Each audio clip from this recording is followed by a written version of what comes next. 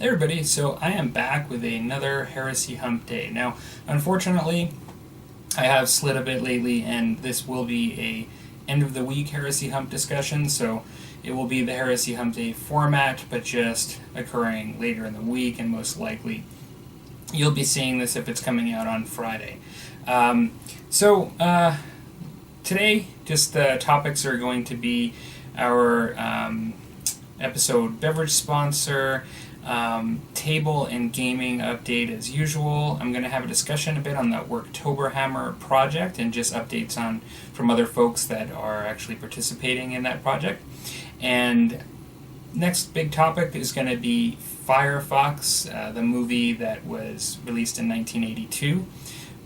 Both the movie and a little bit of a touch on the video game that actually came out at the same time. Roughly a little bit after the movie, but considering retrospectively about the same time. And then lastly, I want to talk about miniature addiction a little bit. And this is more to prompt, I guess, a little bit of discussion as well as just mentioning a couple of things. And that will be it for this evening's. It is evening. It's actually Thursday night right now. So, talking about the beverage sponsor, it is definitely chilly again in Alberta. We've had some weird weather in the sense that it's actually been warmer at times and kind of going back and forth, but we're really getting hit now with a bit of a cold snap. It's not really bad, like in the negative Celsius, but it's enough that we're feeling the chill. And that is perfect time for whiskey season for me to really kind of hit its stride. And so what I have today is similar to when I had mentioned how Coors Light is sort of my house beer, like during the summer. It's not like something that I rant and rave over and like savor, but I find that it's just a really nice beer that I like, a drinkable one, you know, when I mow the lawn or something like that. I have a rye tonight, not a scotch, that fits a similar description. It's one that I was introduced in when moving to Canada, and that was back in 2004. Probably before I even became a scotch drinker. And it is something I think you can definitely get this in the US, although it's not nearly as popular as the Seagram's brand of whiskey, which is a rye. This is Wiser's. And so if you're Canadian, you most likely have heard of this. And I find that this is a really nice whiskey rye that is fairly smooth considering it's not like really top shelf. You know, it's not expensive by any means. If I was before I became a scotch drinker, if I was wanting to taste some whiskey, you know, I would only know at that time a number of different choices of sort of reasonable whiskeys, you know, for reasonable price, and things like Jack Daniels and all that kind of stuff come to mind. Now, Jack Daniels, being more of a bourbon, is, as I understand it, is made from corn, whereas rye is made from wheat. And Seagram's, being a popular both in the US and Canada rye, as I understand it, is made from wheat. And it does actually have a different flavor than bourbon.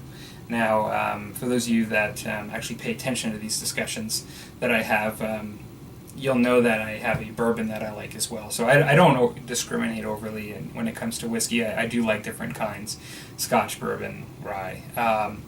And today, when it comes to the lower shelf kind of stuff, I actually, in my experience, I've preferred rye over bourbon. The bourbon that I do like, the only one that I tend to drink, it's kind of a little pricey, and I just sip it here and there. I don't, you know, so I usually have it for a while. But yeah, this is the Wiser's. Now, in all fairness, my wife did buy me a more top shelf Wiser's. They do make a better quality whiskey, and it is nice. It's been a little while since I've tried it. For whatever reason, I've just kind of stuck with other things. Like, I don't know that I've even had this last year at all with either one of my Wiser's. You know, despite what people might think when they watch this, I reserve my sipping on this stuff like just for my chats. I don't really drink when I paint and things like that. And so really, like, this is just a social part of the show, and like I do enjoy a nightcap, but yeah, like I can go like a season or even two in touching a bottle sometimes, just because I don't drink it often enough, and I have enough of a sampling that it may take me a year or two to get to something sometimes. Having said that, it goes a little bit against what I said, in that I have some that I like more than others that I will, kind of actually go through a bottle in a year or something like that. So it's been a while since I've had it. It is sort of, it's a little harsher than some of the stuff I drink, but I actually kind of liked it when I started drinking it despite that, and so I'm going to try it again. It's been a little while.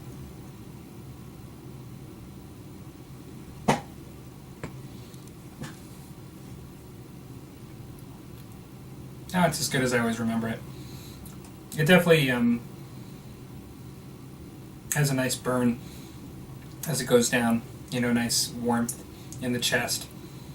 And it's not overly sweet, and that's the case for a rye compared to a bourbon in my experience. Most bourbons that I drink usually have a little bit of a sweetness to them. But having said that, it can have a really nice balance of that sweetness to the alcohol taste. Like it can create a nice effect, and so that's kind of what I like about a good bourbon. So yeah, so Wiser's for the alcoholic sponsor this evening. Did I call it an alcoholic sponsor? I guess that's kind of really suggestive. For the beverage sponsor this evening. Okay, so next we will go to the table update. Actually, you know what?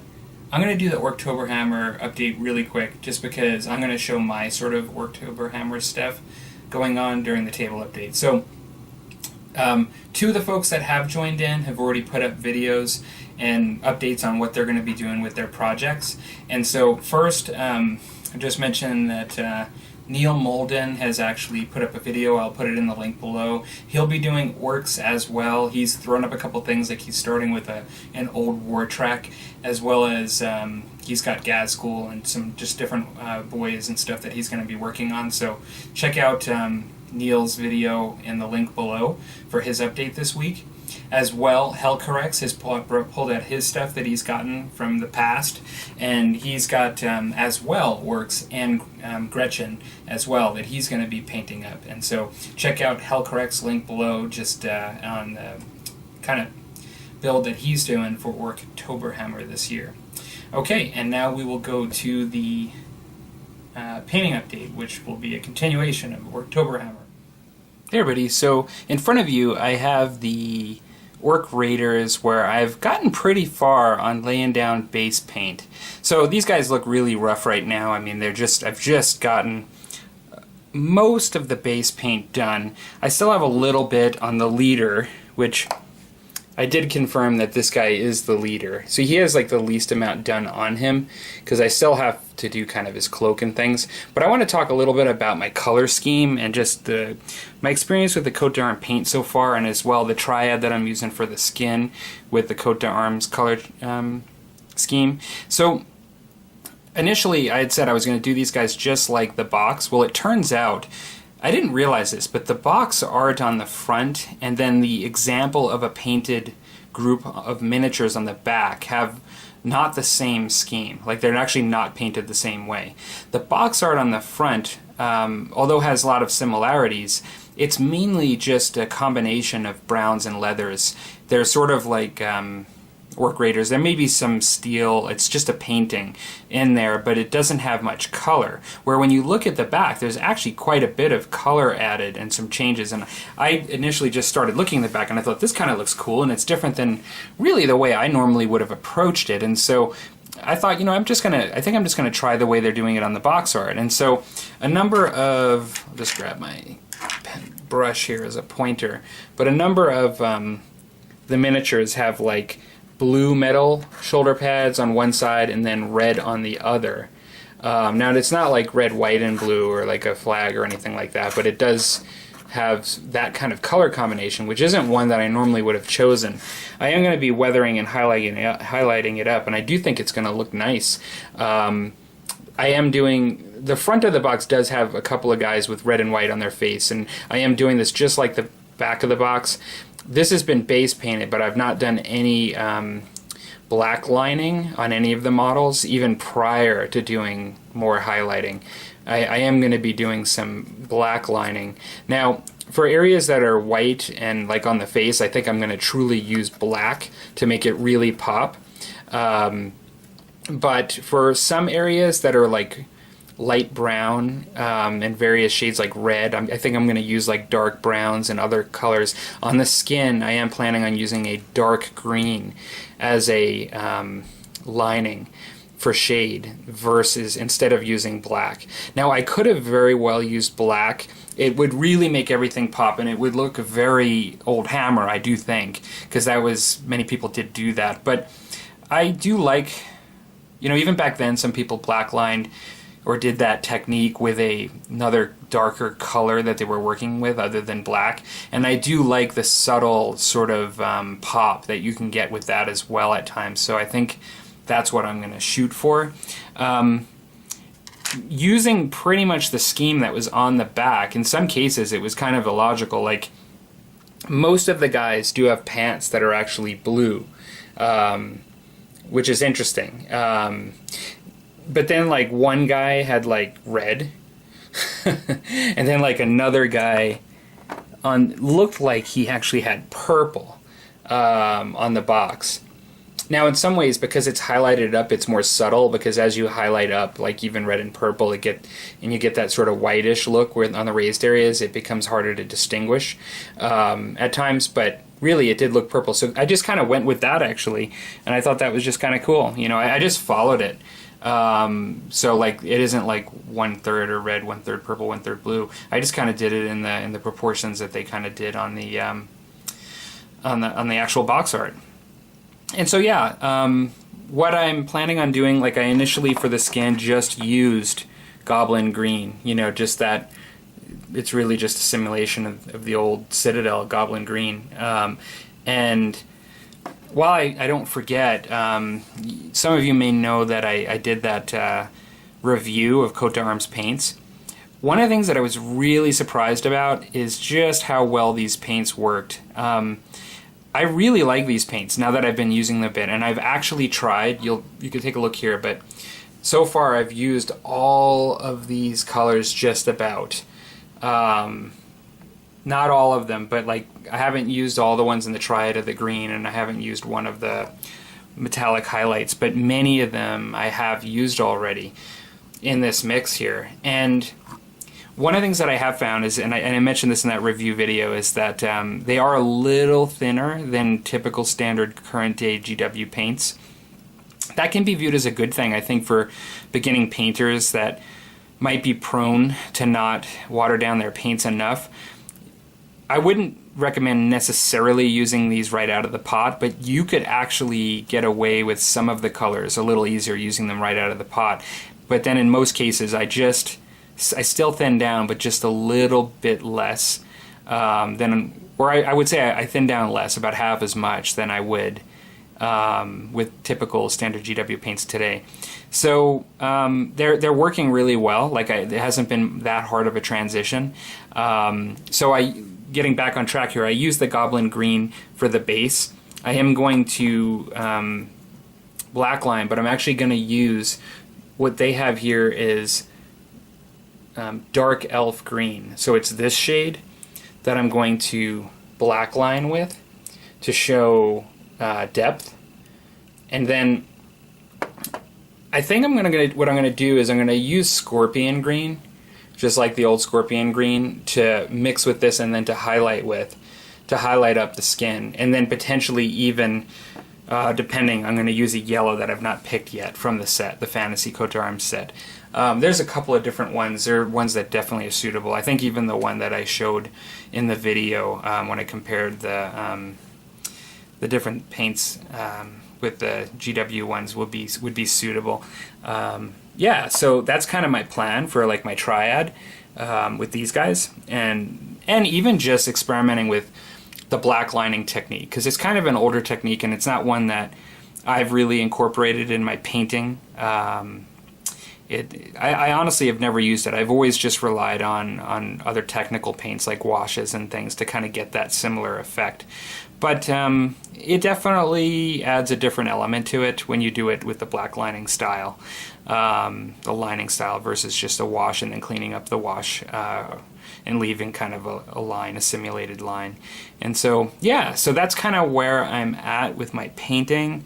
Don't think I have much more to show. I think I've gotten a fair bit down. Even though those guys look really rough, like they just have so much more that I have to do, I always find like getting the base paint down to be one of the biggest challenges. Like it's just getting all that primer to go away, like when you have so much of it and just so many paints to go through, can be kind of intimidating when you work on a big project. And I just find when you're getting to all of the I guess enhancements that you do with all of your further techniques after the base coating, I find it more fun than the actual base coating itself. But this was strangely kind of fun just because I just love these miniatures so much. Like when I got to start working on these, I just loved them so much that I just enjoyed it. I really did have a good time, even just doing the base painting when it's not my favorite.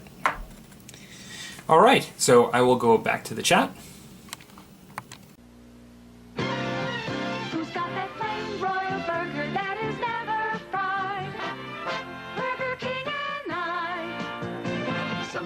Fry their burgers, that's something we don't do. We broil our burgers on a flame, yeah, broil them just for you. Flame broil them just for you. At Burger King, we flame broil our burgers, never fry. Who's got that flame broiled burger that is never fried? Burger King and I. Hey everybody, so I guess next up what I've got is the gaming update. And for gaming, what I've been playing recently is Malifaux, and what I think I'm playing this weekend, I think I've got a game scheduled, I have to confirm still, but Musket Tomahawks, and so looking forward to that. So I'm playing some Musket Tomahawks, but Malifaux, I played a game last week, and then I just played a game today, and it's interesting because it's my first time playing it. I had read through the rules about a year ago, and I just read through the rules again recently just to brush up on it. My first sort of impression out of the gate is it's kind of a complicated game.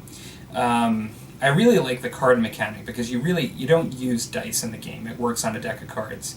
And the way you handle, I guess, resolving actions in the game is through cards, as well as the way you handle like combat and other things is through cards. You're pretty much using cards for everything, like even determining initiative and stuff.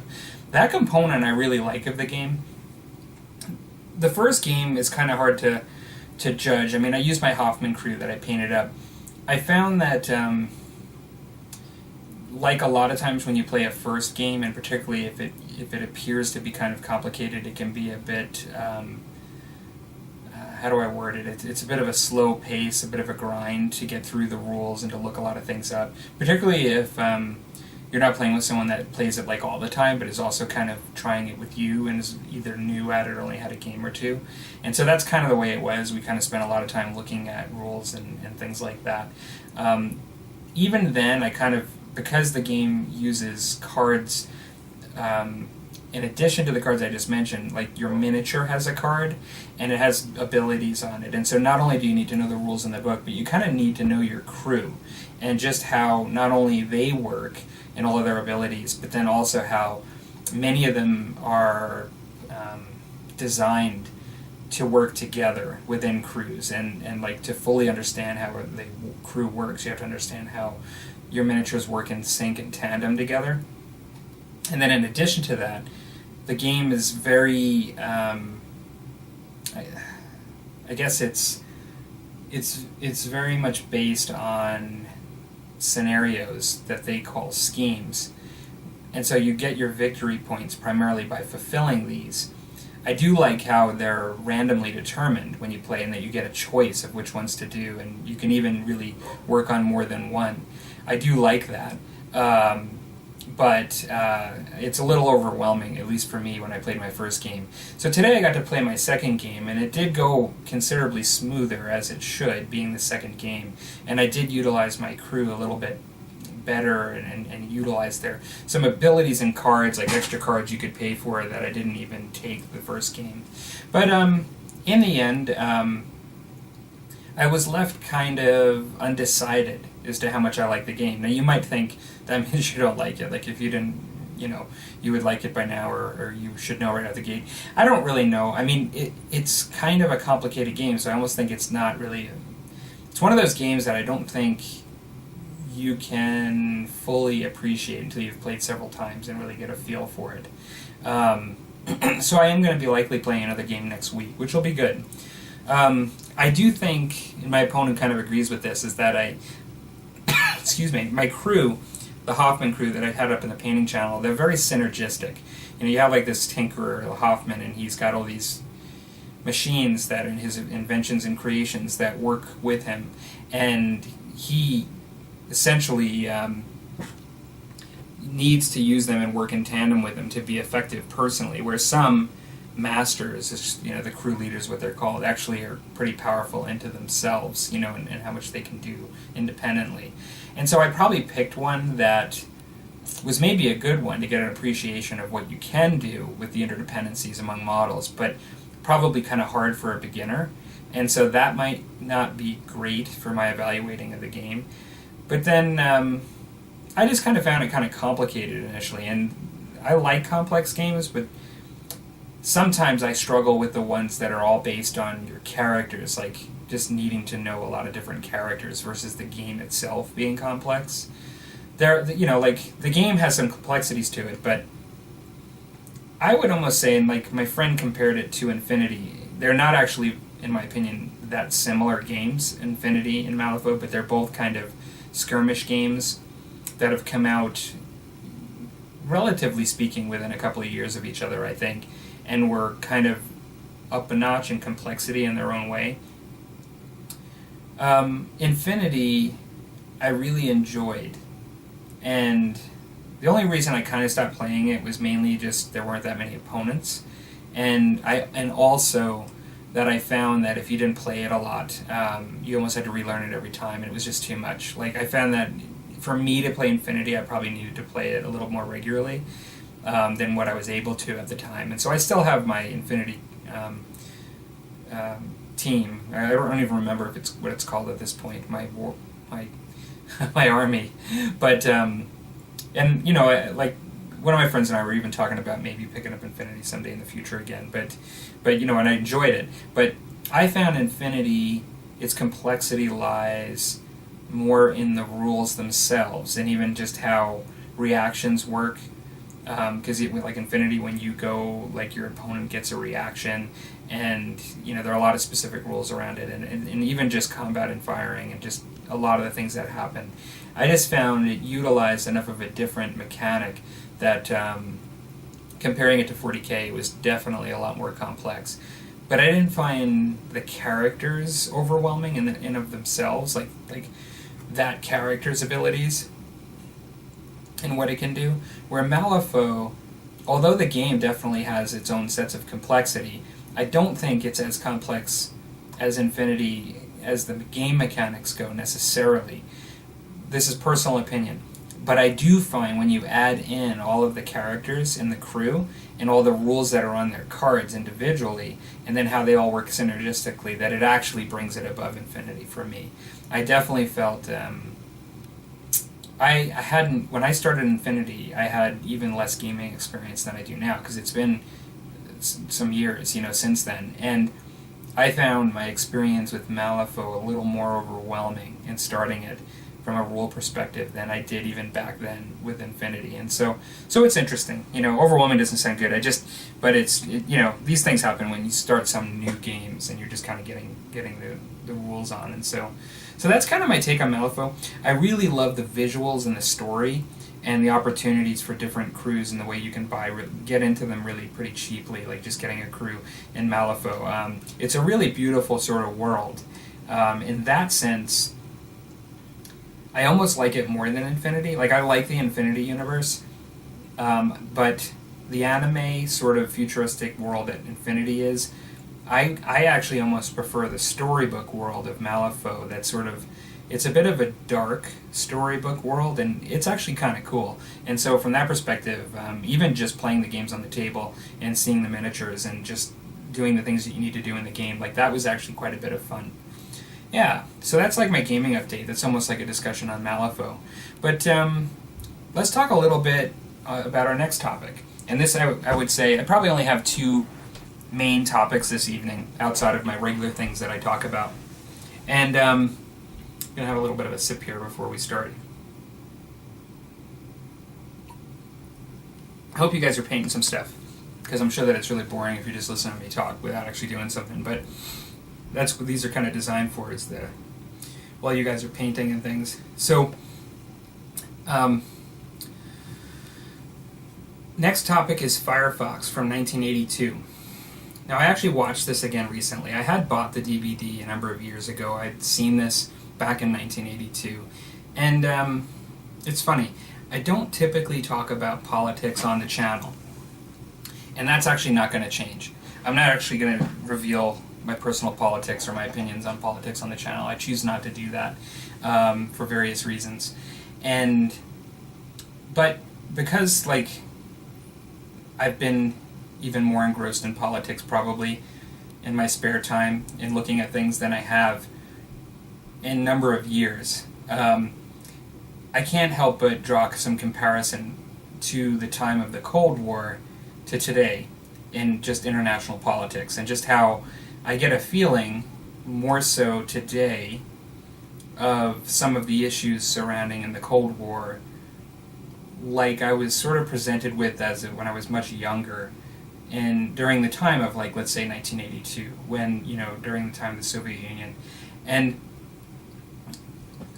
so that's made me draw a bit of a comparison, because it's been a different lens in watching this movie again through. Brings me back to that time. Now, for those of you that watch the channel, I often bring up things from probably 1978 to 1982. And over the last couple of years, I've come to recognize that bracket of 5 years is probably like a nexus of pop culture that I really appreciate. Now, I like stuff that's happened before that. I love movies that have come out today and since. It's not that I just only like that 5 years, but for some reason, whether it be music or whether it be movies and cinema, I oftentimes get drawn to that 5-year period. I don't know why. It's funny because you could almost take that 5-year period of 78 to 82, and you could even narrow it further to 79 to 81. So like that 3 years within the 5 year is probably even more concentrated in the things that I latch onto. That's not to say I don't like stuff from 77 and 83. It's just that it just seems to be that even those three are a level depth further from 78 to 82. And I would stop there, because I don't notice like 1980 more than 79, 81. Like, I just think it's maybe those three. In a lot of ways, 79 and 81, I probably see more of the things that I like and come up more as dates than 80 itself. It's really weird. Yeah, I don't know if you guys like ever. I seriously doubt, but I don't know if you guys latch onto like time periods like that. But it's just funny. And so, Firefox 1982. Is a movie that I remember watching during that time. Now, it is based on a book. I should have researched it, because I did read it recently. I don't remember the name of the book. It was directed by Clint Eastwood, and Clint Eastwood was the starring role in the movie. It is about, essentially, you have a war veteran that was considered to be an ace pilot, has post-traumatic stress disorder, is actually seconded out of retirement to go on a mission where he's going to try to infiltrate into the Soviet Union and get through the KGB, knowing this, like, right in the beginning of the movie, to then commandeer a state-of-the-art, really fictional supersonic aircraft. I believe it's supersonic. But it's fictional in the sense that, like, it was basically a plane that they were saying was several levels of technology above what the United States had in both speed, but then it also could do some things based on your thoughts. And so literally, like, you know, it was supposed to be able to like fire and actuate firing mechanisms based on the thoughts of the pilot. Now, that's fictional, of course, and particularly fictional for 1982. But having said that, I just recently saw a video. I don't know if any of you guys have seen this, but it's one of these technology startup things. But they literally are working with technology now where with sensors that have LEDs on them, they have this guy that's like walking around in a robot suit, and literally the movements are happening based on LEDs lighting up, based on sensors of certain areas of the brain. And so, fictional then, but in some ways, like that's actually pretty similar to what some of the stuff they're actually looking at today, which is really interesting. But it's neat that it's a fictional movie, has a strong fictional component, but it's also really grounded in reality. If you overlook, you don't really see the plane action until like the very end of the movie anyway. It's like the last half hour to 45 minutes of the movie. But so most of the movie there's no plane. But you actually, if you put that aside, it's very kind of grounded in that time of 1982 or even one when it was being produced, of the Cold War. You know, for those of you that remember that time clearly, there were a lot of movies and references to the Cold War at that time. I mean, one of the ones that comes right out to my mind, and it just so happens it's the same year this was released, was Rocky III. So Rocky III, you know, Ivan Drago, you know, like the whole US versus Russia. That was very much in the American psyche of that time. And this movie really harnessed that even further. The movie did not do very well, as I understand it, among the critics. And I don't think it really stood out over time. For many people that liked the book, they consider it to be really, really bad. I actually liked the movie. I liked the suspenseful aspect of Clint Eastwood needing to get into Russia and needing to go through the KGB and all of the aspects of like walking through the Russian train terminals and like meeting up with contacts and, you know, just everything he had to do. And then there was the PTSD component that came up in the film. That to me was a little bit less believable in the sense that I didn't believe that somebody that they saw had like such visible emotional post-traumatic stress would have been hired on such a crucial, sensitive mission. But they also said that he was like the only guy that could do this, most likely, fly this plane and do it, and so they kind of counterbalanced that. But really, I really enjoyed the tension, and I like the slow pace and the uncertainty of all of the events that had to happen in leading up to getting him into the cockpit and out of the hangar in Russia to steal that plane. And so, you know, like, the end of the movie had a bit of action and some uncertainty to it, and I did like how they developed a nemesis for him. You didn't really know, and I'm sorry if in this case, I'm not worrying a whole lot about spoilers, because this is a really old movie. I mean, like, I think you'll appreciate it either way, despite the things I'm telling you, but they do determine that there's another aircraft, just like the one he's stealing, which they only thought, I think, there was one. And so, of course, there's like a Firefox 2, you know, and that he does have to dogfight with. And they have a really interesting altercation with the pilot prior to them both getting off the ground that made him a bit of have a vendetta against Clint Eastwood. And so, yeah, it was really good. Like, I really enjoyed it. Now, one of the things that I'd also mention is, and I'll try to find some video footage. I have found some, but I should be able to put it up, no problem. But I'll put some video footage up. At the time, in the quarter arcades, a video game appeared, and it was Firefox. And I think it was within a year or two of the movie being out of the theaters. And from the research that I've done and look at this, the technology, the graphical technology at the time was called Laserdisc. And so I seem to remember Laserdiscs as something you could watch movies on. I never had a Laserdisc. Never had that. We always had VHS, and then went from that to DVD. There was nothing in between for us in our household. But apparently they used Laserdisc for this technology, and at the time I can vividly remember walking into an arcade and seeing this sort of dogfighting game, and it looked to me as real as I'd ever imagined. I mean, like, the graphics just looked so amazing on Laserdisc at the time, and you can see it there now. I mean, by today's standards, not great at all, but really at the time, the things that it was competing with in 1982, it was actually quite amazing, the graphics. Now, yeah, and so I don't know if any of you guys remember that, but that was actually a really awesome thing. I don't know if that was ever on consoles at home or anything like that later. I just seem to remember it only in the arcade. But really, really cool movie. I really enjoyed watching it again recently. I highly recommend it if you haven't seen it. And then also very interesting sort of tie to a video game that was really realistic for its time. It was really cool. So back in 1982. And so last thing I just wanted to talk about today, last topic, is miniature addiction. Now, this could take like a lot of different turns, and for me, this really centers around the collectible aspect of miniatures and not the gaming as much. I mean, it can definitely relate to gaming, but ever since kind of getting more and more into the old Hammer stuff and appreciating metal miniatures, it's opened up an area of collecting miniatures that wasn't the same for me before when I was just looking at plastic miniatures. You know, primarily when I bought plastic miniatures in the past, it was mainly just to play things like Warhammer 40k. It was to get a unit on the table.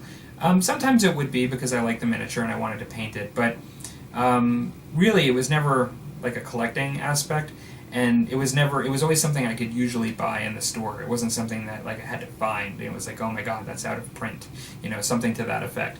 Well, now that I've actually over the years gotten more and more into just focusing heavily on metal miniatures, I've noticed within me like just sort of this collecting aspect that's come up. I used to view having a lead pile or a plastic pile as a negative. To some degree I still do, that hasn't gone, but it was always something to paint up a game I'm not playing or this or that. But now, lately, because like there are some games that I just plan on playing for a really long time, and there are miniatures that you can't buy in the store for them anymore. Like you actually literally have to find them. Now I find myself picking up miniatures at times that I just think, well, if I don't paint them today, I'll paint them in a year or two. And what parallels with that is the aspect of finding a deal. I've always been one of those guys that relishes getting a deal. Now, I'll tell you a little story, because this is our last topic, and I think I have time based on... It'll be up to you whether I have time. You can shut me off. But I have time in the sense of my normal length of times of these chats. When my wife and I bought this house that I'm in, we had some bedrooms to fill. Like we didn't have a lot of furniture, and we were moving into a place that was bigger than what we had. And the prior owner had a large sort of multi-room bedroom set, like multi-bedroom set room. It was actually 7 pieces of furniture, and it was really high quality stuff. Now, it wasn't either one of our favorite styles of furniture. It had the right color, but it was a little bit more ornate, where my wife and I would probably be more like shaker style, like, you know, Amish shaker style, like simple box-like, well-constructed wood furniture would be our first preference probably.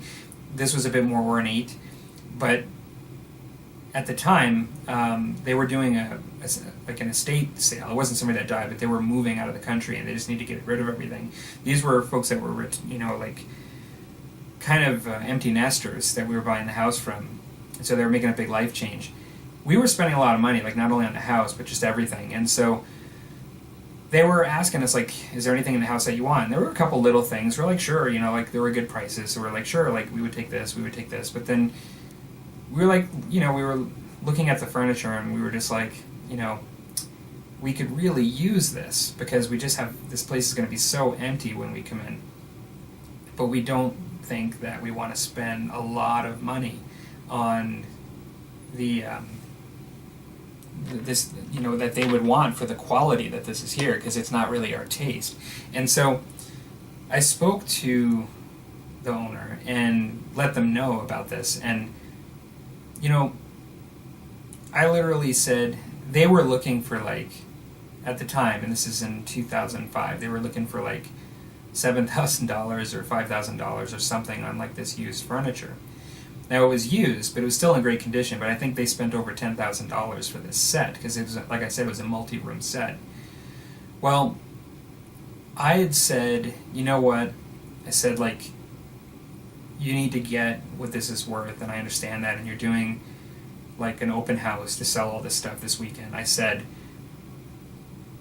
I don't want to insult you with a price, but we really, I just said something to the effect that we don't need it, or I said something to that effect that, like, we're interested, but, really we can't at that price, and just, you go and try to sell it, but if you're caught in a bind and you really need to sell it, we would pay $1,800 for it, is what I had said at the time. And they were like, oh yeah, like, that this is worth so much more, I thank you for that, but, I'll let you know if that is the case, but really we'd be looking for much more than that, kind of thing. Well, a week later, like clockwork, they called me back and they took the $1,800. Now, I know it's hard to sell, used furniture at times, but I never forgot that, because I love getting a good deal. Now, at the time, it was true, I didn't want to pay that much for something that wasn't, like, my first choice, but I am a deal guy in the sense that I relish a good deal. Now, some people equate that with cheap, and that's not necessarily true. But at times, there's a thrill in actually getting something and getting it for a really good price. And, I'm talking about this collecting the miniatures and the old Hammer stuff. I recently I'm just going to grab the camera here and swing it around. I'll cut to it and then bring it back. But I recently got this set here, and they're metal miniatures, and these were like what you would call metal hammer. They're not like really old, but they're not new by any means. Sorry for the shaky camera. This is like live action footage. But I saw these on a local buy-sell board. And really solid metal, and I love the way these guys look. Now, I was looking how I wanted to expand my goblins a bit, and I was really thinking black orcs, because I have a set of plastic black orcs that I can add to them. But, so I wanted to add some orcs, and these are old savage orcs. It's what the savage orcs used to look like at one point in their timeline. And I was never planning on getting savage orcs, but I saw these come up on like my local Facebook trading group, and it was like they were selling this entire set here for $20. So it was close to $1 a mini. They're out of print. You wouldn't believe what these cost on eBay, to just get a couple of them. And I just could not resist. I had no ability to resist. I was like, Black Orcs, Savage Orcs, whatever works, doesn't matter, I want them. And I just, immediately said I wanted these. And it was like a drug in some ways. I was, totally happy and elated to make this deal and to get these. And I thought, I don't care if I don't paint these for 5 years, strip them and paint them. Now, as an aside, they're really not painted that bad, for tabletop standard to play. They're painted white. They're not. That's the first thing you notice. These are remind me of the Lord of the Rings. But I actually, because I was so happy, I had an AOS game scheduled for that day, and because I was so happy to have gotten these, I ended up bringing them with me to show them to my friend, and even maybe thinking about putting them on the table. Well, I did end up putting it on the table, and, my friend was, listening to me. He's like, yeah, those are really cool. Those are really cool. And, he's got large collections, a lot of things. He's been in gaming for a really long time. And he just said, oh, I got something to show you. I'm just going to go back to my room, and I'll be right out. And I was, had no idea what he was doing, to be honest. I just knew he was just going to grab something. And I had said to him how, because if you notice there's one missing here, this guy right there. Because I think I'm just short of 20 5, 10 feet. Yeah. And I thought, oh yeah, I probably should spend a little more, even if I have to get it at a higher price, to just get one to fill it out. And so I was just talking to him. He's like, oh, let me go get something. Hang on. And so he comes back and he just drops these on the table.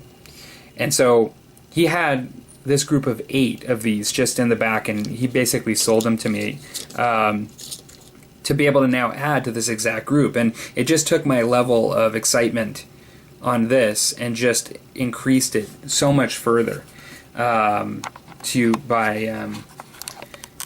basically being able to sell me these. And he just happened to have these. Like, it was just really, it was kind of amazing. But yeah, I have no idea like when I'll end up stripping these and painting all of these, but it really doesn't matter to me. Like, this is not the best example because I've already played with these, but I have some situations where I have other groups like Bretonians and other things that I've picked up just because I love the universe, like the the old world, and in particular the old Hammer stuff from the old world fantasy. And I just see them and I'm like, well, yeah, I'll definitely paint those one day. This is a great deal. And I just can't resist. These are metal. It doesn't matter where they're painted. I can get them to look like brand new. And it's really just sort of changed my hobby mindset in a lot of ways. And so I don't know what you guys think. Like, how do you guys view your collecting of miniatures? Whether it be plastic, metal, for gaming, for collecting, for just dioramas or whatever. Like, how has it changed over the years for you, or over your time hobbying?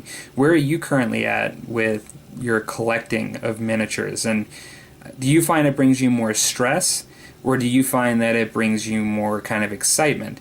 I'm just going to switch the camera back here 1 second. I found that initially it brought me more stress, thinking all this stuff I need to paint and this money I'm spending and stuff I'm not using. But since getting into the old Hammer stuff, and by the way, prior to that I'd bought this mage, this orc mage, that really fits with this group, and it was very similar. I bought it with just some goblin stuff. He's also got like a big knife. He goes really well with those guys. But I never had any plans. I just thought he looked really cool, metal guy, and it just so happens that now he's got a home with this sort of group here, which I thought was really cool. But I find that rather than a burden, having a bit of a collection of all these old sort of metal models that I can use in various sort of Warhammer Fantasy type games, whether it be AOS, whether it be 6th edition, 3rd edition, like Mordheim, like any of that stuff, having like that sort of catalog, I find kind of inspiring. And whether it be that stuff or whether it be other games I'm playing now, like Savage Core and painting and like other stuff, I find, and Saga in particular, I find that when I go from project to project now, when I have like something in, a couple of things, a few things in the wings, it's more like, what is the, like, how can I choose? I like all of these so much. Like, how can I choose the next one I'm going to paint up? And usually I rotate just by genre. But I'm always excited to, like, go to the next thing. I'm like, yeah, I've got, like, I've got, like, the Simians that I just can't wait to paint up, and they're coming up really soon. I've got, like, I'm doing the Rogue Trader stuff now, but then I have this Saga Animals pack that I'm actually really looking forward to doing, like, right after that. And I'm just, like, jumping from one thing to the next, but they're this, like, backlog of things that I have, but they're just, like, waiting in the wings, and I just can't wait to do them. So before, I used to feel stressed because it was like, I've got all this stuff, maybe I'm not using it for a game, I've got money tied up in it or this or that, and it's just sitting there, like, not doing anything. Now, sorry folks, essentially had my video card run out. Hasn't happened in a while, but I was deficient in deleting all that old stuff. But just to tie off that conversation, now as I was mentioning, I find that I'm really excited to go from project to project, and I'm excited to look at my shelf and look at things that are potential projects of the future. And I guess as long as it doesn't get out of hand for me, where it gets too much, to even conceptualize ever doing, I guess that's where the line in the sand is for me. Otherwise, I don't really get too stressed about it at this point. I am kind of getting a lot done still. I'm not getting like frozen in my painting and just having things pile and not seeing things getting finished. But I'm sort of enjoying that collecting and cataloging of miniatures, and in some cases what I consider to be collectibles in this in the hobby. So what do you guys think? Like, where are you at with your lead pile, or how you view your lead pile, and like how much it bothers you or doesn't bother you to actually have these things? Alright, everybody, so I hope you guys enjoyed the chat this week. It's been a little while, I apologize, but I've enjoyed making this one, and as we're going into the weekend, I am off this weekend, happy to say, and I hope you guys enjoy your weekend as well. Talk to you later.